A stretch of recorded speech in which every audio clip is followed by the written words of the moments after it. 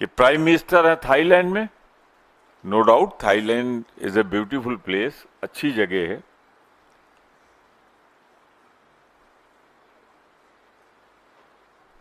मैं और कुछ नहीं कह रहा हूं, अच्छी जगह, अच्छे लोग हैं। तो प्राइम मिनिस्टर तो वहां है और होम मिनिस्टर शायद छत्तीसगढ़ जा रहे हैं या कहीं जा रहे हैं। तो कल 4:15 बजे तक आपको जगाया गया, हम लोगों को जगाया गया।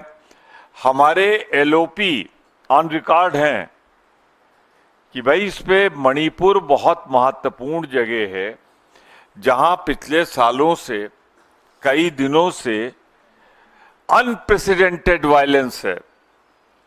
सड़कों पे बलात्कार, हत्याएं। तो इस पर विस्तार से जब आप प्रेसिडेंट रूल लगाने जा रहे हैं तो चर्चा होनी चाहिए। और मैं आपके लिए एक फैक्ट दे दूं कि हमारे यहां 3 घंटे इस पर चर्चा अलॉटेड थी, 3 आवर्स मणिपुर पे, प्रेसिडेंट रूल पे। और मालूम है कितनी जल्दी खत्म किया उसको? 50 मिनट में। तो मतलब कल रात जगह इसीलिए हुआ कि आज डिस्टर्ब किया जाए हाउस को और सैनिटाइज किया जाए।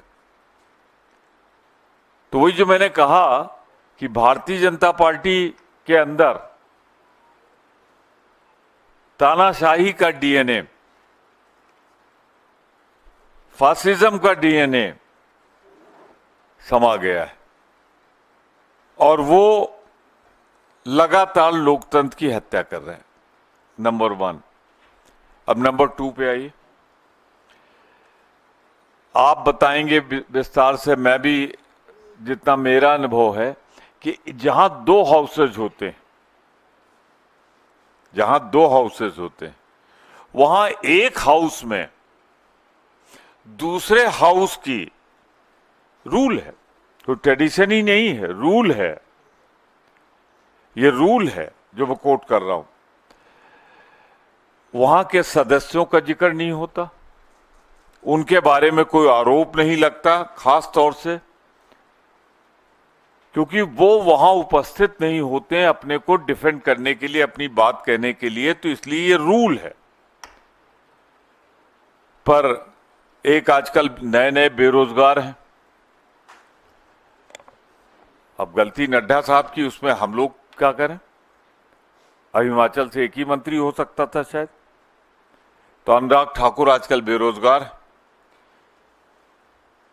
तो बुलडोजर उन्हीं को दे दिया जाता है, तुम चलाओ इसे।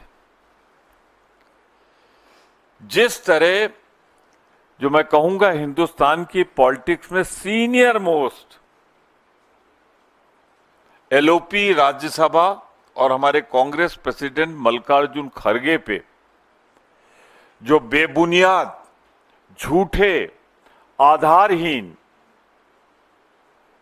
आरोप लोकसभा में आप लगा रहे हैं। अरे आपका काउंटर पार्ट राज्यसभा में है, आपका वहां पे जो प्रेसिडेंट है बीजेपी की, वो वहां नेता हैं, आपके सदस्य हैं, वो ये आरोप लगाते तो खड़गे साहब उसका जवाब दे देते, हम लोग जवाब दे देते, फिर खड़गे साहब भी।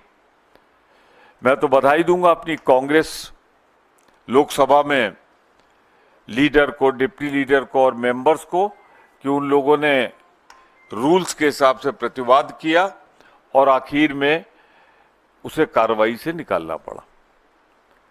कल जब राज्यसभा में इस बात को खड़गे साहब ने चुनौती दी तो सबने माना कि हां गलत हो।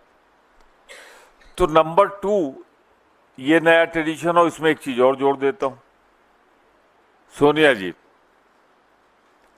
के लिए भी आज लोकसभा में डायरेक्टली तो नहीं,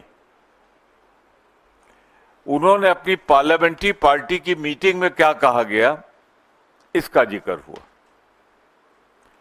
तो क्या मतलब बिल्कुल भाजपा डेमोक्रेसी में यकीन ही नहीं करती।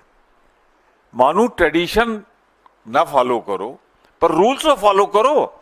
जो सदस्य दूसरे सदन का सदस्य हो उसके बारे में आप कोई ऐसी चर्चा नहीं कर सकते जो अशिष्टकारी हो।